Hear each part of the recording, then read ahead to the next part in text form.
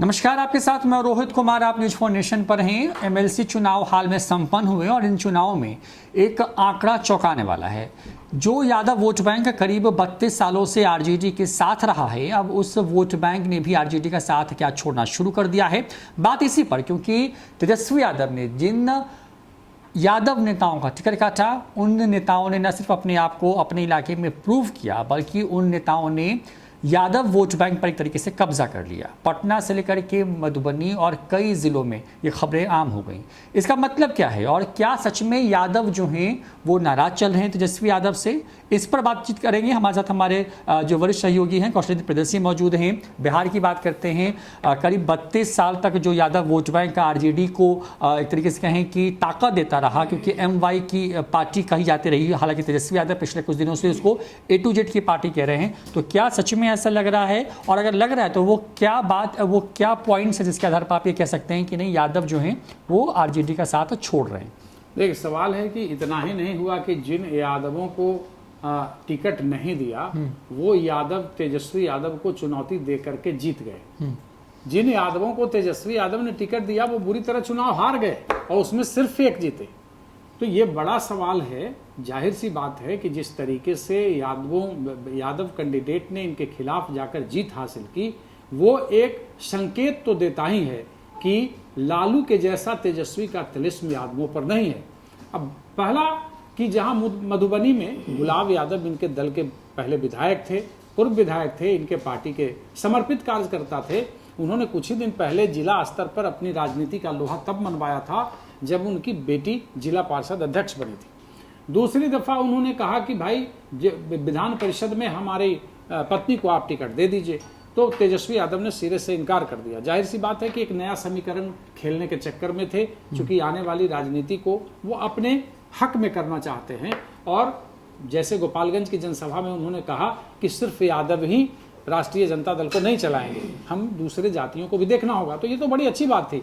लेकिन सवाल है कि जो यादव दबंग थे, उनके साथ थे, उनका टिकट काटा गया। तो मधुबनी में पहला उन्हें मात मिलती है जहां गुलाब यादव अपनी पत्नी अंबिका गुलाब यादव को चुनाव जितवा लेते हैं और अच्छे मार्जिन से चुनाव जितवाते हैं। तो वहां तेजस्वी के लिए पहला मात मिलता है। अब चलिए थोड़ा नवादा, जहां राजवल्लभ यादव वहां के क्षेत्रीय नेता हैं, वहां के स्थानीय नेता हैं, बड़े नेता हैं। हालांकि वो एक केस के सिलसिले में वो जेल में है। और एक समय था कि जब राजवल्लभ यादव जेल में थे तो उनकी पत्नी को टिकट दिया गया, विभा देवी को, और जेल से ही राजवल्लभ यादव उन्हें चुनाव जितवाने में सफल रहे। क्योंकि वहां नवादा में स्थानीय स्तर पर कौशल यादव और उनकी पत्नी का बोलबाला था, लेकिन उसके बावजूद राजवल्लभ यादव की पत्नी वहां चुनाव जीतने में सफल रहे। अब सवाल उठता है कि जब राजवल्लभ यादव के द्वारा अपने भतीजे को टिकट देने की बात कही गई, तो वहां टिकट नहीं देकर के एक नया समीकरण तय करने की कोशिश में तेजस्वी यादव लग गए और उन्होंने श्रवण कुशवाहा को टिकट दिया, जो पिछले विधानसभा चुनाव में उनकी पत्नी के खिलाफ चुनाव लड़े थे। तो एक विद्रोह हुआ, और लेकिन तेजस्वी यादव ने इसे लेकर के अनुशासनात्मक कार्रवाई करने की भी बात कही, कार्रवाई की भी, निकाला भी। अब हुआ क्या, देखिए कि तेजस्वी यादव ने जिस कैंडिडेट को खड़ा किया वो तो ऐसे ही तीसरे स्थान पे रहे, और अशोक यादव ने बड़ी धमाकेदार ढंग से जीत दर्ज की। यानी कुछ ही देर में यह साबित हो गया कि अशोक यादव जो बिल्कुल राजनीति के नए खिलाड़ी हैं, राजवल्लभ यादव का संरक्षण है, उनके भतीजा हैं, और वो उन्होंने चुनाव निकाल लिया। तो नवादा में भी ये साथ हुआ। अब चलिए थोड़ा पटना को देख लेते हैं कि क्या तेजस्वी यादव के इशारे पर यादवों ने वोट किया। अगर पटना के समीकरण को देखते हैं तो जो लल्लू यादव कभी अनंत सिंह के करीबी हुआ करता था, लल्लू मुखिया, तो वो चुनाव लड़ने के लिए पहले से तेजस्वी यादव के पास अपनी अर्जी लगाई और उसकी तैयारी भी किया। लेकिन लल्लू यादव को टिकट न देकर के, लल्लू मुखिया को टिकट न देकर के अनंत सिंह के खासम खास कार्तिक सिंह को टिकट दिया गया। कार्तिक सिंह ने बहुत मैनेजमेंट भी किया यादव वोटों का, किसी तरह की उनको यादव वोट मिल जाए। हालांकि वो चूंकि भूमिहार थे, यहाँ भूमिहार कोई कैंडिडेट जदयू के तरफ से भी नहीं था, तो भूमिहार और बाकी जो सवर्ण मतदाता थे वो कार्तिक सिंह के पक्ष में खड़े हो गए। लेकिन तेजस्वी यादव लगातार बख्तियारपुर से लेकर मनेर से लेकर के पालीगंज तक यह कोशिश करते रहे कि जो यादव मतदाता हैं, उनकी संख्या संभवतः मुझे पूरी तरह याद नहीं, लेकिन 1500 से ज्यादा है जनप्रतिनिधि, तो वो कम से कम वोट करें। लेकिन जो जदयू के कैंडिडेट थे वो तीसरे नंबर पे चले गए, वाल्मीकि सिंह, और लल्लू मुखिया जो निर्दलीय खड़ा थे उनको यादवों का खूब वोट मिला और वो उन्होंने जबरदस्त टक्कर दिया कार्तिक सिंह को। कार्तिक सिंह हारते हारते बचे और सिर्फ 180 वोट से चुनाव जीतने में कामयाब हुए। तो सवाल यह है कि क्या तेजस्वी के इशारे पर यादव वोट कर रहे हैं? यह जो चुनाव है यह साबित करता है कि जो क्षेत्रीय स्थानीय स्तर पर, जिला स्तर पर जो नेता हैं, जिनकी दबंगता है, जो अपने बदौलत जीते हैं यादव नेता, उन्होंने तेजस्वी यादव को यह बता दिया है कि किसी को थोपोगे यह नहीं चलने वाला है और लालू यादव का करिश्मा अब नहीं चलने वाला है। और हम लोगों ने जीत कर यह दिखा दिया कि आने वाले समय में अगर आप अपनी मनमानी करेंगे तो हम चलने नहीं देंगे। तो मतलब जो तेजस्वी यादव जिस बात को कह रहे हैं कि हम आरजेडी को A to Z वाली पार्टी बनाना चाहते हैं, क्योंकि तेजस्वी यादव जिस आरजेडी को लीड कर रहे हैं उस आरजेडी के ऊपर आरोप है कि वो MY के आगे बढ़ नहीं पाई, उस आरजेडी के ऊपर आरोप है कि उसने भूरा बाल साफ करो का नारा किसी दशक में दिया, रणवीर सेना जैसे संगठनों के खिलाफ एक तरीके से कहें कि मोर्चेबंदी राज्य के अंदर की, जिसकी वजह से रणवीर सेना का उदय राज्य के अंदर हुआ, कई नरसंहारों का आरोप लगता रहा है इनके कार्यकाल में।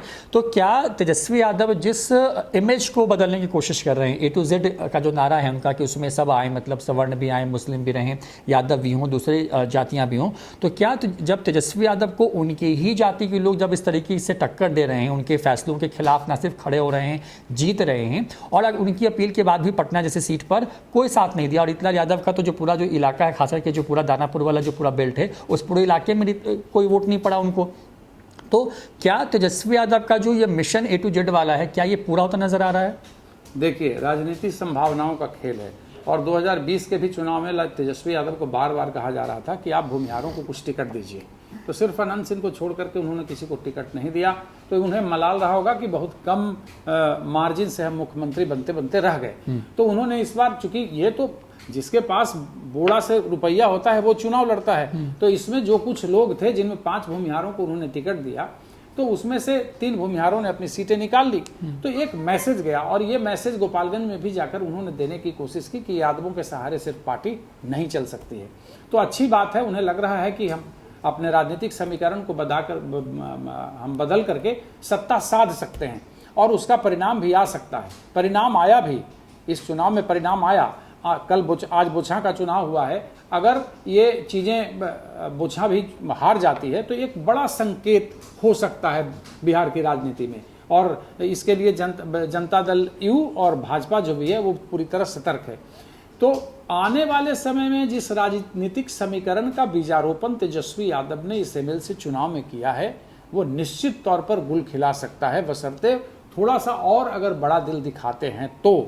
लेकिन सवाल है कि अगर जिन भूमिहारों को इन्होंने टिकट दिया, उन्हें भूमिहारों ने तो टिकट दिया, भूमिहारों ने वोट दिया और बाकी लोगों ने तो वोट दिया, लेकिन क्या राजद के कैंडिडेट होने के बावजूद यादवों ने तेजस्वी के इशारे पे उन्हें वोट दिया? क्या ऐसा हुआ? ये सोचने वाली बात है। चूंकि जब बंडल आता है तो सबको मिला दिया जाता है, इसलिए नहीं कहा जा सकता कि इस इलाके में, इस इलाके में। लेकिन चूंकि लल्लू मुखिया के पास इतना वोट आना ये बड़ी बात है कि आखिर वो वोट कहाँ से लल्लू मुखिया के पास आया, आखिर किसने मैनेजमेंट किया। तो ये सवाल उठ रहा है कि सिर्फ 180 वोटों के मार्जिन से जीत रहे हैं। कुल मिलाकर के आप इसे इस तरीके से कह सकते हैं कि स्थानीय नेताओं के द्वारा, जो लालू यादव के करीबी थे, उनके द्वारा तेजस्वी यादव को चुनौती दी जाने लगी है। तो बिल्कुल चुनौती दी जाने लगी है। लालू यादव के जो करीबी लोग थे उनके साथ जो रहे हैं, जिन्होंने लंबी राजनीति बिहार के अंदर की है, वो तेजस्वी को चुनौती दे रहे हैं। MLC चुनाव संपन्न हो गए, लेकिन अब उस पर चर्चा लगातार चल रही है। RJD अब अपने आप को A to Z की पार्टी कह रही है, लेकिन कहीं ना कहीं RJD में जो यादव वोटर्स हैं वही उनका साथ छोड़ते नजर आ रहे हैं, उनके कहने पर भी वो वोट नहीं डाल रहे हैं। और दूसरी बात ये कि तेजस्वी यादव के साथ बहुत तेजी से दूसरी जाति के जो वोटर्स हैं या जो लोग हैं उनका रुझान बढ़ रहा है। ऐसे में बिहार की राजनीति में संकेत साफ है कि तेजस्वी यादव का साथ एक तरफ MY का जो Y है वो छोड़ रहा है, तो दूसरी जातियां उनका साथ देने के लिए आतुर नजर आ रही हैं। फिलहाल इस वीडियो में इतना ही। नमस्कार।